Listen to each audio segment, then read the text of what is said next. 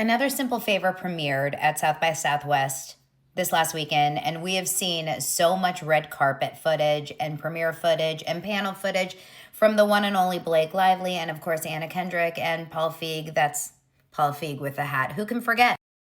I can't get enough of this picture. I got an email this morning from someone that listens to my podcast, watches me on YouTube, and said I was there at the premiere. I watched both panels. I was listening to everything. I took notes. And I also watched the movie and I found some things very interesting.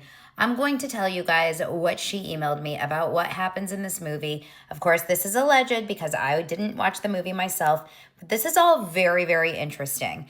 I go into it in depth on my show, Daily Dose of Donna, but I'm going to tell you guys what she said to me. Now, I'm going to tell you first off, I've never seen A Simple Favor. I have no idea what this movie is about. I'm trying to read some reviews. It's not getting the best reviews, okay? Vulture did a review on it saying that the headline says, "Another Simple Favor is so fun until it gets so dumb."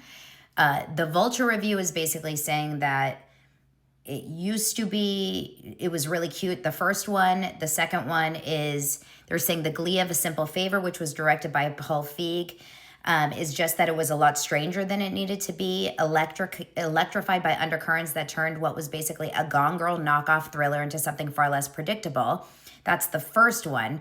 But then they're saying Another Simple Favor, which will stream on Prime Video May 1st, plays like a perfect escalation of everything that made the original film so pleasurable. And it keeps going by saying that it just gets really weird. It says the vibe is somewhere between Who's Afraid of Virginia Woolf and a drag show. It continues and says, the only thing that matters when the circumstances mean something, and by the end of Another Simple Favor, they don't. Nothing matters at all. So it doesn't get very good reviews online. This is by multiple different accounts. Obviously, here on TikTok, it also got some pretty scathing reviews. So what I'm about to tell you may have some spoilers to it, even though I have no idea what's going on. Apparently, here's some noteworthy lines that happen in this movie. If you remember, Brian Friedman went on to Megyn Kelly's show last month, or in January, I can't remember, and said Justin Baldoni will sue Blake Lively into oblivion. Well, Emily, Blake Lively's character in this movie, says, "I'll sue you into oblivion." Actually says that in this movie. Another time, Emily, Blake Lively's character, says, "You'll receive a subpoena. I have an amazing group of lawyers." Interesting choice of words. Another time, Emily says, "I'll sue you for not getting my consent." Again, that's Blake Lively's character. Anna Kendrick says to Blake Lively's character, "If he is innocent, doesn't it matter now?" And Blake Lively's character, Emily, shrugs and smirks as if to reply that the loss of an innocent man's reputation was collateral damage. There's also florals that are very central design themes, both for the set and the costume decor. There's same designers that she wore for the same premiere. So she takes the floral kind of concept both.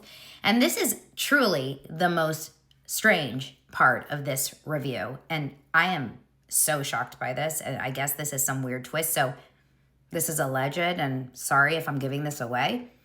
It says there is no need for an intimacy coordinator in this movie because Blake actually does have a sex scene in this movie, and it's with herself. As in a green screen with herself as two people. Yes, one character is the returning character of herself, and the other being her long-lost triplet sister. I'm sorry, what? Her sister.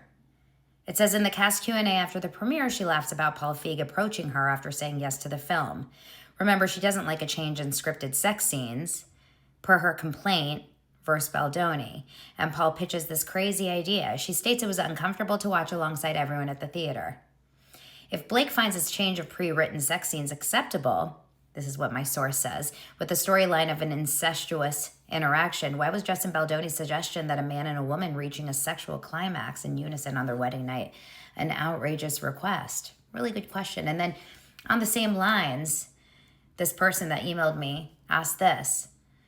She found a shoe once named Cross Blake. And she was asked in a Yahoo article, she said, it's kind of like finding your porn star name. Yet in her complaints against Baldoni, she said, I've never watched porn. So which one is it? right? Find it all so fascinating. Are you going to see another simple favor?